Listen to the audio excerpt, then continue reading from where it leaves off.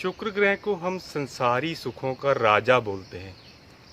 आज इस वीडियो में मैं शुक्र ग्रह से संबंधित 10 बातें आपको बताऊंगा। जी हाँ, शुक्र ग्रह से संबंधित 10 बातें जिससे एक पूरी जानकारी शुक्र ग्रह से संबंधित आपको मिल जाती है। शुक्र ग्रह से हम देखते हैं किसी की मटेरियल वेल्थ। किसी की मटेरियल वेल्थ जो है उसका अंदाज़ा हम उसके शुक्र से लगा लेते हैं, और उसका उल्टा अगर हम किसी की मटेरियल वेल्थ देखें और उससे हमें शुक्र ग्रह का भी पता चल जाता है उसकी कुंडली में कैसा है। जी हाँ, मटेरियल वेल्थ का मतलब होता है यहाँ पे आपका प्रॉपर्टी, आपके असेट्स जो आपको मिल जाते हैं या बड़ी जल्दी बन जाते हैं आपके शुक्र ग्रह की स्थिति अच्छी होने के कारण।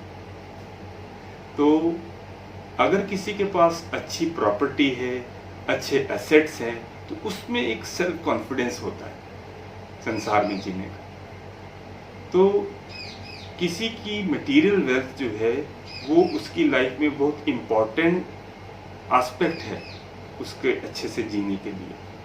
तो किसी के शुक्र का पता हम कैसे करते हैं कि वो अच्छा है? उसके मटेरियल वेल्थ देख के। और उसका उल्टा अगर हम किसी की कुंडली में देखें और शुक्र की स्थिति देखें तो उसकी मटेरियल वेल्थ का पता हमें लग जाता है। तो ऐसे में अगर किसी का शुक्र बलवान नहीं है तो उसे बलवान करना चाहिए। दूसरी चीज है हमारे पास attraction. Very important aspect of life. Attraction बहुत ही जरूरी है। अगर हमारी अट्रैक्शन कम है तो हमारी लाइकिंग कम होगी, और अगर हमारी लाइकिंग कम है तो हमारी कम्युनिकेशन, हमारा रिलेशनशिप वीक होता है। ऐसे में हमारे रोज़मर्रा के जो काम होते हैं उनको करने में बड़ी परेशानी आती है, हमारा एक्सेप्टेंस कम होता है। तो इन सभी चीज़ों से एक इन्फीरियॉरिटी कॉम्प्लेक्स बनता है, और उसके साथ बनता है हमारे पास गिल्ट कि क्यों हमें कोई अट्रैक्ट जो है हम नहीं कर पा रहे किसी को। तो अट्रैक्शन का जो कारक ग्रह है वो शुक्र है। अगर किसी के अट्रैक्शन कम है या उससे संबंधित कोई प्रॉब्लम्स आ रही हैं तो शुक्र ग्रह का संज्ञान कुंडली में लेना चाहिए। तीसरी बात है किसी का मकान। कई लोगों को मैंने बहुत स्ट्रगल करते देखा है, मकान बन नहीं रहा। अगर शुरू हो जाता है तो वो बीच में कहीं अटक जाता है। तो ये सब एस्पेक्ट हैं उनके वीक शुक्र के। अगर शुक्र बलवान होता है, बड़ा अच्छा मकान होता है, सुंदर फर्श होते हैं, सुंदर दीवारें होती हैं, रंग बिरंगे पर्दे होते हैं, दरवाजे बहुत अच्छे होते हैं, उनकी जो है वाइब जो है अंदर जाते ही मकान के बहुत बढ़िया होती है। शुक्र के मकान में आगे कच्ची जगह यानी एक लॉन की जगह भी जरूर होती है। ये बहुत शुभ चीज है। तो अगर किसी का शुक्र अच्छा है तो हम ये मानते हैं कि उसके पास अच्छा मकान होगा। अगर ऐसा होने में दिक्कत आ रही है तो इसका मतलब है शुक्र ग्रह वीक है, अच्छा फल नहीं दे रहा। इसके बाद अगला एस्पेक्ट है हमारे पास गाड़ी, चौपहिया वाहन। आपको एक जानकारी दूं कि 45% लोग जो है इंडिया में वो ऑलमोस्ट ड्राइविंग जानते हैं, लेकिन सिर्फ 7 से 10% लोगों के पास निजी वाहन है। ऐसा क्यों है? ऐसा इसलिए है कि निजी वाहन लेने में परेशानी आती है जब हमारा शुक्र ग्रह अच्छा नहीं होता और वो उचित फल जो है वो नहीं दे रहा। तो ऐसे में अगर वाहन लेने में परेशानी आ रही है तो शुक्र ग्रह का संज्ञान लेना चाहिए, उसे बलवान करना चाहिए। हमारा अगला एस्पेक्ट है शुक्र ग्रह और मैरिटल रिलेशंस। अगर हमारे मैरिटल रिलेशन अच्छे नहीं हैं, उसमें कोई सेपरेशन जैसी बात आ रही है, उसमें कोई हमारे पास डिवोर्सेस के केस चल रहे हैं, या वाइफ हस्बैंड की आपस में नहीं बन रही है, तो हम ये मान के चलते हैं कि शुक्र ग्रह अच्छा नहीं है। तो शुक्र ग्रह जो है वो शादी का आधार है। अगर वही अच्छा नहीं है तो शादी संबंधी मामलों में हमें सक्सेस नहीं मिलता, हमें मैरिटल ब्लिस जो है वो नहीं मिलता। तो अगर आपके साथ ऐसी कोई प्रॉब्लम हो रही हो तो आपको शुक्र ग्रह का संज्ञान लेना चाहिए एस्ट्रोलॉजर के पास जा कर के और उसको इम्प्रूव करना चाहिए। इसके बाद जो अगला इश्यू है जो मैरिटल रिलेशन के साथ ही जुड़ा हुआ है वो है काम वासना। अगर किसी की काम वासना अधूरी रहती है शादी के मामलों में तो वो भी हम मानते हैं कि शुक्र ग्रह की कमज़ोरी है।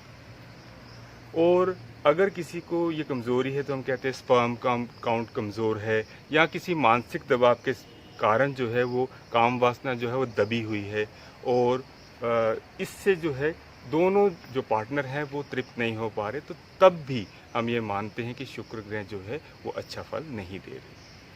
सेम इसी के साथ जो रिलेट चीज़ करती है वो है लव अफेयर्स। लव अफेयर्स होते नहीं पहले किसी के, उसके बाद अगर हो जाएं तो होते होते टूट जाते हैं और फ्रस्ट्रेशन मिलती है बहुत। तो इसका कारण यही है कि शुक्र ग्रह से जो संबंधित अट्रैक्शन है वो नहीं हो पा रही, लाइकिंग नहीं हो पा रही। तो ऐसे में हमें शुक्र ग्रह के बारे में अपनी कुंडली का संज्ञान लेना चाहिए कि वो उसकी स्थिति क्या है। अगला एस्पेक्ट है हमारे पास आर्टिस्ट और आर्ट।